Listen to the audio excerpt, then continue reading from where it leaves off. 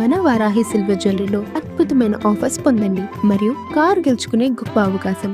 రక్షకుడే భక్షకుడైతే, చట్టం తన చేతుల్లోకి తీసుకొని రక్త పిపాసిలా మారితే అప్పుడది కరుణ చూపించే కాకి యూనిఫామ్ కాదు కదా, అది ఒక క్రూర మృగం వేసిన వేషంగా మారుతుంది.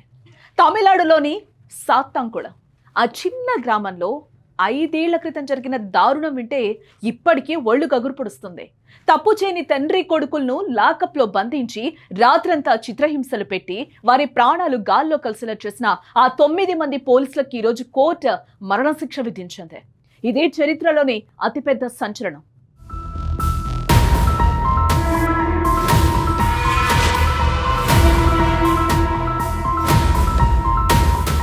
అసలు ఏం జరిగింది? అది జూన్ 19, 2020 కరోనా లాక్డౌన్ సమయం. అదే సాత్తాంకుళంలో జయరాజ్, ఆయన కుమారుడు బెన్నిక్స్ ఒక చిన్న మొబైల్ షాప్ నడుపుకుంటూ ఉన్నారు. షాపు కొంచెం లేటుగా మూసారన్న ఒక చిన్న కారణంతో పోలీసులు జయరాజ్ను స్టేషన్కు తీసుకెళ్లారు. తండ్రిని ఎందుకు తీసుకెళ్తున్నారని అడగడానికి వెళ్ళిన కొడుకు బెన్నిక్స్ను కూడా పోలీసులు లోపలేశారు. అక్కడ మొదలైంది నరక యాతన. ఆ స్టేషన్ గోడలు సాక్ష్యం, అక్కడ చిందిన రక్తపు చుక్కలు సాక్ష్యం. ఎస్ఐ బాలకృష్ణన్, ఇన్స్పెక్టర్ శ్రీధర్ నేతృత్వంలో ఆ రాత్రంతా లారీ టైర్లతో, లాఠీలతో వారిని కొట్టారు. ఎంత దారుణంగా అంటే ఆ తండ్రి కొడుకుల శరీరాలు రక్తంతో తడిసిపోయాయి. కూర్చోవడానికి కూడా వీలు లేని విధంగా వారిని హింసించారు. ఈ కేసులో పోలీసులు ఎంతగా తప్పుదారి పట్టించారో తెలుసా? వారు స్టేషన్ గోడల మీద తరలు బాదుకున్నారని అబద్ధం చెప్పారు. కానీ సిబిఐ రంగంలోకి దిగిన తర్వాత అసలు నిజాలన్నీ బయటపడ్డాయి. ఆ స్టేషన్ లాకప్ గోడల మీద, టాయిలెట్లో, ఇన్స్పెక్టర్ గదిలో దొరికిన రక్తపు నమూనాలు జయరాజ్ బెన్నిక్స్వేనని డిఎన్ఏ రిపోర్టు తేల్చేసింది.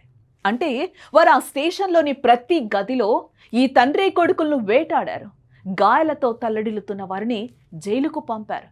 జూన్ 22న కొడుకు బెన్నిక్స్, జూన్ 23న తండ్రి జయరాజ్ ఆసుపత్రిలో ప్రాణాలు విడిచారు. దేశవ్యాప్తంగా నిరసనలు వెల్లువెత్తాయి.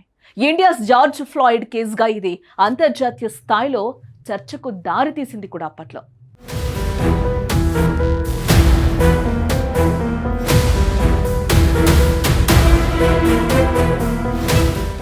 కేసులోంచి తప్పించుకోవడానికి పోలీసులు అనేక ప్రయత్నాలు చేశారు.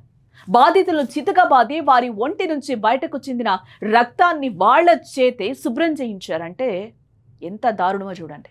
రక్తపు మరకలు ఉన్న బట్టలను పారవేశారు. అంతేకాదు, చేసిన నేరాన్ని కప్పిపుచ్చడానికి పోలీసులు తప్పుడు కేసును కూడా బనాయించారు. పోస్టుమార్టంలో భయంకరమైన నిజాలు వెలుగులోకి వచ్చాయి. దెబ్బలకు తాళలేక బెన్నిక్స్ చనిపోయినట్టు తేలింది. జయరాజు తనకు బీపీ ఉందని, షుగర్ ఉందని వేడుకున్నా పట్టించుకొని పోలీసులు అతన్ని చావుగొట్టారని బయటపడింది.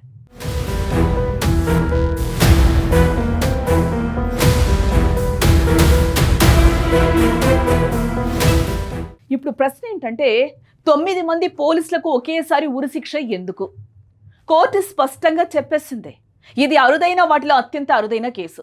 ప్రజలను కాపాడాల్సిన వారే చట్టాన్ని చంపి అధికారాన్ని అడ్డం పెట్టుకొని కిరాతకానికి ఒడిగట్టారు. ఇక్కడ ఇన్స్పెక్టర్ శ్రీధర్, ఎస్ఐలు బాలకృష్ణన్, రఘు గణేష్లతో పాటు మిగిలిన 6 కానిస్టేబుళ్లు సమిష్టిగా ఈ హత్యకు పాల్పడ్డారని ఆధారాలతో సహా నిరూపితమైంది.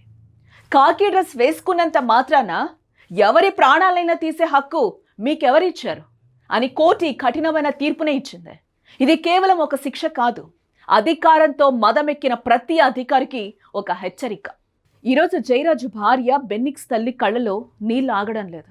తన భర్తను, కొడుకును కోల్పోయిన ఆ తల్లికి ఈ ఉరిశిక్ష వారిని తిరిగి తీసుకురాలేదు.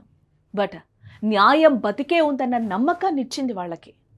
సాత్తాంకుళం స్టేషన్లో ఆ రోజు రాత్రి చిందించిన ప్రతి రక్తపు చుక్కకు ఈ రోజు ఉరితాళ్లతో సమాధానం లభించిందని కమెంట్స్ కూడా వినిపిస్తున్నాయి.